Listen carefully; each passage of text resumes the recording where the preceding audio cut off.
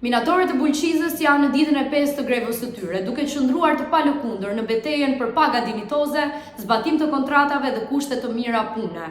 Ata nuk po kërkojnë lëmosh, por atë që ju takon me të drejtë dhe që është mohuar prej shumë vitesh. Ndërsa punëtorët sakrifikojnë, mediat heshtin. E kjo nuk është hera e parë. Në Shqipëri, sa herë ngrihen punëtorët për të mbrojtur të drejtat e tyre, ekranet mbushen me show, me kronika boshe dhe propagandë qeveritare. E ndërsa mediat e mëdha janë pro oligarkisë dhe pushtetit, që heshtin kur duhet të pasqyrojnë zërin e atyre që mbajnë gjallë ekonominë e vendit tonë. Por heshtja nuk po vjen vetëm nga mediat. Ku janë partitë politike? Asnjë parti politike, përveç Lëvizjes Bashkë, nuk ka folur për minatorët. Asnjë fjalë nga ata që dalin çdo ditë me premtime boshe për drejtësi sociale.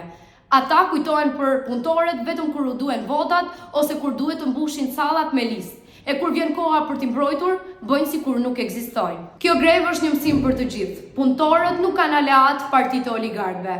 Sa më shumë t'i organizojmë ata, aq më të fortë do jenë. Lëvizja Bashkë është krah për krah me minatorët dhe nuk do ndalojë së denoncuari këtë padrejtësi.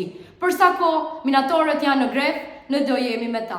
Unë jam Loreta Koleci, aktiviste e Lëvizjes Bashkë dhe kjo është video e radhës nga Kontradikta. Dhe na ndiqni, këtu do shikoni gjëra që nuk i shihni dot në televizor.